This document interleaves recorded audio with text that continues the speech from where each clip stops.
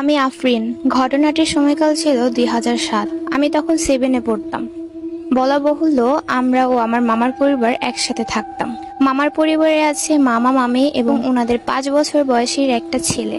আর আমাদের পরিবারে মা বাবা, আমরা 2 বোন আর 1 ভাই ছিলাম।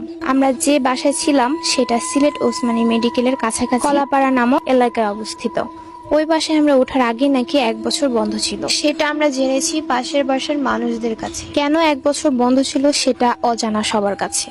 তো যাই হোক, দোতলা বাসার নিচতলা বেচলার আর আমরা উঠি উপরের তলায়। বাসা অনুযায়ী ভাড়া কম ছিল বলে আর হাতছাড়া করেনি আমার মামা। আসার 2 মাস পর্যন্ত ভালোই কেটেছিল। তারপর ধীরে ধীরে কিছু সমস্যা শুরু হতে থাকে।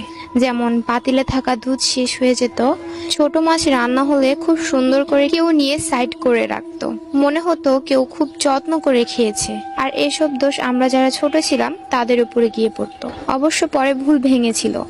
বাসায় কোনো মেহমান আসলে ওনারা আমাদের বাসায় অপরিচিত কাউকে দেখতে পেতেন আর পরদিন কিছু না বলেই চলে যেতেন। এইসব অবশ্য আমরা বাসা ছাড়ার পর ওনারা বলেছিলেন আমাদের। ওই বাসায় আমাদের একটা স্টোর রুম ছিল, সেখানে ঘরের অপ্রয়োজনীয় জিনিসপত্র রাখা হতো। সেটা রান্নাঘরের পাশেই ছিল।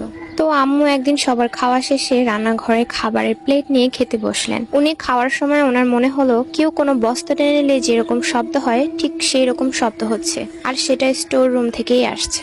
উনি প্রথমে পাত্তা না দিলেও পরে বুঝতে পারেন শব্দটা উনি ঠিকই শুনেছেন, আর স্টোর রুমেই হচ্ছে। ব্যাপারটা অদ্ভুত যে একটা বন্ধ ঘর থেকে এমন শব্দ আসবে কেন। তো যাই হোক, বাসার সামনের দিকে একটা রুম অনেক বড় থাকায় আমার মা আমার জন্য ওই রুমে খাট রাখার ব্যবস্থা করে দেন। তো একদিন আমার ফুফাতো বোন আমাদের বাসায় বেড়াতে আসে।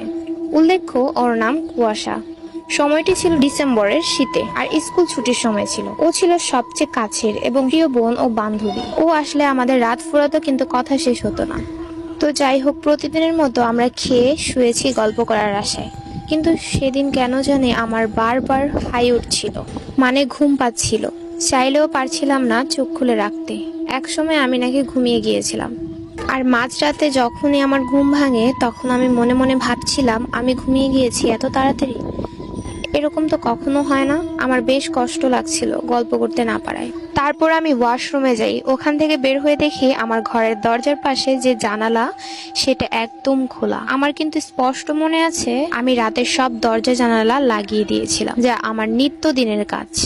পরে ভাবলাম হয়তো ভুল হতেও পারে, বোনের সাথে গল্প করার তাড়াহুড়ায় ভুলে গিয়েছি হয়তোবা। তো যাই হোক, জানালা লাগানোর জন্য জানালার কাছে যাই আমি। প্রথমে খেয়াল না করলেও জানালার দিকে হাত বাড়ানোর পর মনে হচ্ছিল যেন আমার হাতটা কেউ ধরে রেখেছে। আমি আমার দিকে টানছি, তবে আসছে না। তখন